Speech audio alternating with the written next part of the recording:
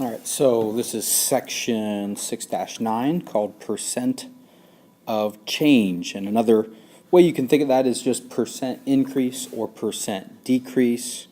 If you have a change in price of an item, that's called a discount. That's a percent of change. That's a percent decrease. Or if you have a markup in price of an item, that's called a percent increase. So that's what this is all about. And we've done this in Core Bytes, so this should be a little bit review. Let's start with example number 1. It says find the percent of change from 56 inches to 63 inches. So basically we're going to use the formula N minus O over O, new minus old. The new is 63 and the old is 56. All over 56, the old. So 63 minus 56 is 7. So now we have 7 over 56. And we're going to convert that to percent. You know what? This is basically bottom into top once again, 56 into 7. If you know some shortcuts, you would know that this is really 1/8 if you were simplifying, which might make this easier. 8 into 1 give you the same answer, but 56 goes into 7 0 times, into 70 once. Get 56, subtract is 14. Now 56 goes into 140 twice.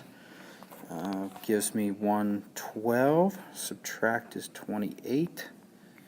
And, sorry, that went there. Now this 0 goes here. 56 goes into 280 exactly 5 times.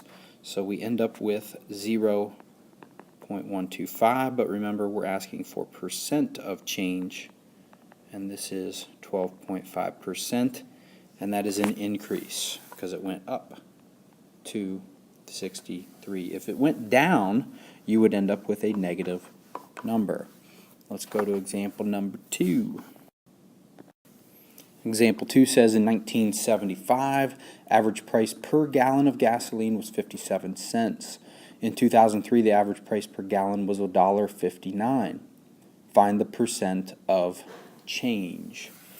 So in this case, once again, it used to be 57 cents, and now it's changing to $1.59. So new minus old over old. Your new number is 1.59. Your old number is 0.57 divided by 0.57. So first of all, you need to subtract.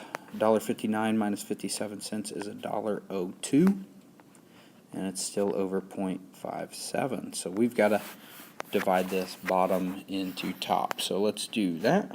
0.57 into 1.02. Got to move 1 2 places. 1 2 places. So this is now 57 into 102. 57 does not go into 1 or 10. It does go into 102 one time. And that gives me 57. Subtract 2 plus 43 is 45. Drop a 0. 57 goes into 450. I'm going to say 7 times, and I know that because I'm looking in the book there. Let's see what that is. 7 times 7 is 49. Carry the 4. 7 times 5 is 35. Plus 4 is 39. Subtract, we get 51, and drop a 0. And 57 goes into 510. As I look at the book, it says 9 times. 9 times 7 is 63. And then 9 times 5 is 45, plus 6 is 51, which doesn't come out exactly right. They don't show the math in the book. So basically, just to make things easier for ourselves and not make this video too long, I believe they went out maybe one more place and then would have had to have rounded, because that ended up being an 8. That would have been an 8. And the next number would have rounded that up. So looks like they had 1.79 and then move 2 places because we want the percent. 179% increase. So if you think about that, this went up to $1.59, therefore it's an increase. Let's go over to example number 4. And now here we have example number 4.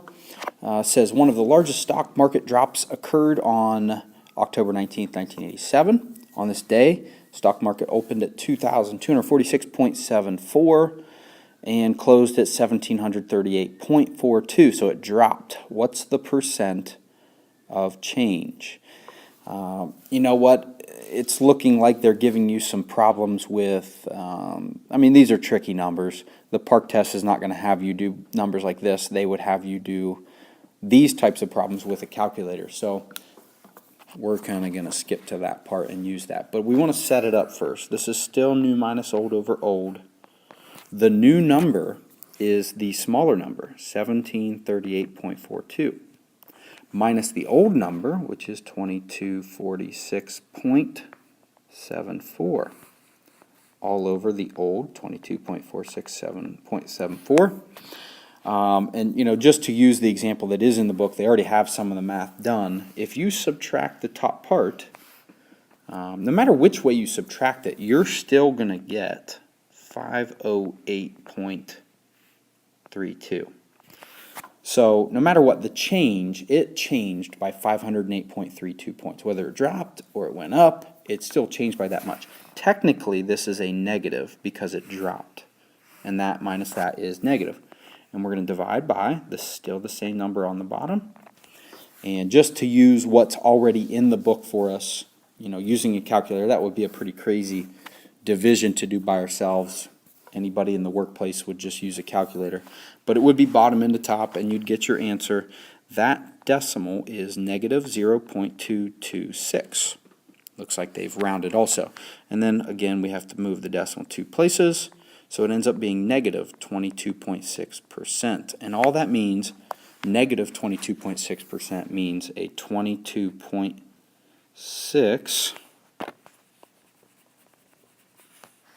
Try it again. 22.6% decrease is all that is saying. The negative means it decreased.